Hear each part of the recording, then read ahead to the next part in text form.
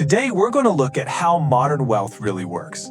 But we're not talking about a list of tips and tricks. No, we're going to treat it like a machine. We're going to take that machine apart piece by piece to see how it actually runs. From the engine that generates capital to the shields that protect it and the systems that make it so incredibly tax efficient. Let's jump right in. So, what is the actual system for building wealth that can last for generations? Well, the big idea here is to stop thinking about wealth as just a big pile of assets. Instead, start thinking about it as a single, integrated machine. In this explainer, we're going to break down that machine, component by component. Here's what we're going to cover. First, we'll look at the capital generation engine. Then, we'll move to the asset protection shield. After that, it's all about the tax efficiency system. Then, we'll get into some advanced tax reduction levers. And finally, we'll piece it all together with the generational wealth blueprint. Okay, let's start at the very beginning, the engine. The fundamental idea behind creating wealth isn't just about earning more money from a job. It's about acquiring assets that grow in value all on their own. These are called appreciating assets, and they are the fuel for this entire machine. And to understand that, you absolutely have to get the difference between two types of income. First, there's earned income, the money from your job or business. That's usually taxed at the highest rates. But then there's portfolio income, which comes from your investments. This stuff gets much, much better tax treatment. And that difference is why the wealthy shift their focus from earning more to owning more. And this is where a really powerful concept comes into play: unrealized gains. This is the bedrock of the whole engine. It's simple. If a stock or a property you own goes up in value, you don't owe a dime in tax on that growth until you actually sell it. This lets your net worth grow and compound year after year without taxes slowing it down. This all leads to a really powerful three-step strategy some call buy, borrow, die. Step 1, you buy assets that appreciate in value. Step 2, here's the clever part. Instead of selling to get cash, you just borrow against your asset's value. And a loan, that's not income, so it's tax-free cash. And finally, step 3, when you pass those assets on to your heirs, their tax basis gets a step up to the current market value, which can wipe out all the capital gains tax that would have been due. So making the money is one thing, but you gotta protect it, right? That's the whole other half of the equation. This is where the asset protection shield comes in. It's basically a legal fortress you build around your wealth to protect it from risks, like a lawsuit or a business failure. A really common way to structure this is something called the T formation. Just picture a capital T. At the bottom, at the base, you have a trust that controls everything for the long haul. Then, on one arm of the T, you have your active businesses, the things that make money day to day. And on the other arm, you have separate entities that just hold your passive assets, like real estate. And how do you actually build this structure? Well, it's mostly with different kinds of limited liability companies, or LLCs. For instance, a holding LLC does just that. It holds an asset, like a rental property, to keep its liability separate from everything else. An operational LLC is for running your active business. You might even have a management LLC to handle services for the others, and a family LLC to manage shared assets. Each one is a specific tool for a specific job.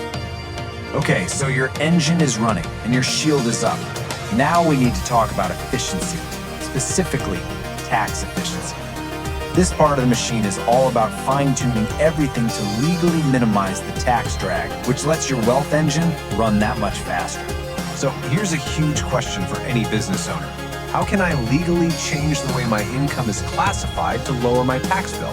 Well, it turns out there's a really powerful tool for that, and it involves a specific tax selection for your LLC.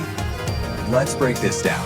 With a standard LLC, pretty much every dollar of profit you make gets hit with self-employment taxes. Ouch. But if you elect to have your LLC taxed as an S-Corp, you can split that income. You pay yourself a reasonable salary, which gets taxed normally, but the rest of the profit, that can be taken as a distribution, which is not subject to that self-employment tax. So what does this actually look like in dollars and cents? It's a huge deal. On, say, $100,000 in profit, making this one little election and splitting your income can easily save you over $10,000 in a single year. That's real money, just from being smart about structure. Tax efficiency doesn't stop there, of course. It extends to your retirement accounts. And the choice here really boils down to one simple question. Do you want to pay taxes now or later? With a traditional IRA or 401k, you get your tax break today, but you'll pay taxes on the money when you take it out in retirement. With the Roth, it's the opposite. You pay the tax now on your contributions, but then all your growth and withdrawals in retirement can be 100% tax-free. But what if you make too much money to contribute to a Roth IRA directly? Well, there's a pretty well-known workaround for that called the backdoor Roth IRA. Here's how it works. First, you make a contribution to a traditional IRA, which anyone can do. Then, you immediately convert that money into a Roth IRA. It's a simple two-step process that lets you get money into a Roth even if your income is technically too high. Right, now we're getting into the really high-level stuff. Beyond the basics, there are some pretty advanced levers you can pull to supercharge your tax savings. And one of the most powerful areas to do this is in real estate. You hear a lot about real estate having these incredible tax benefits, right? Well, according to experts, this isn't just talk.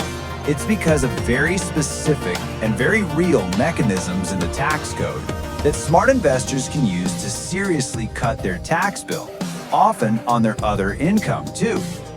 But there's a major roadblock the tax code throws up first. It's called the passive activity loss rule. And basically it says you can't use paper losses from a passive investment, like most rental properties, to lower the taxable income from your active job. They try to keep those two worlds separate.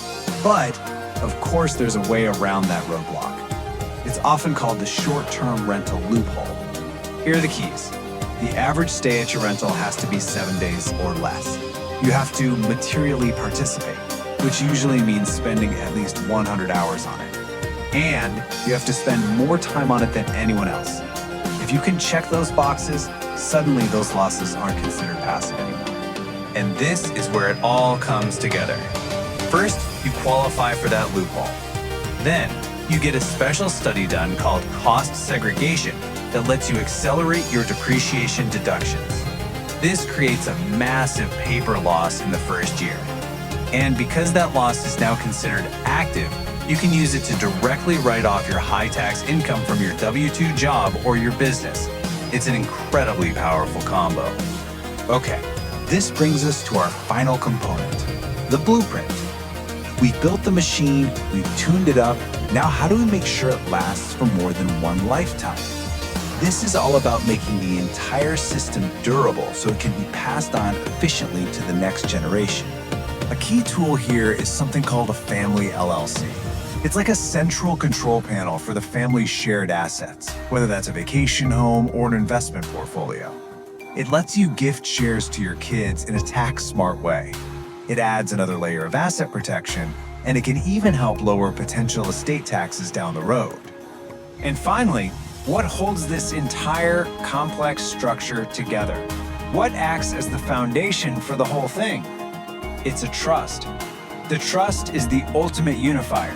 It technically owns the various LLCs and makes sure that every single component of this wealth machine is managed and passed on exactly according to your long-term plan. So there you have it. We've taken the machine apart and looked at its 5 core systems: the engine, the shield, the efficiency systems, the advanced levers, and the long-term blueprint. So the final question is really for you to think about. As you look at these interconnected parts, which single component do you think is the most critical to focus on for building your own wealth system right now?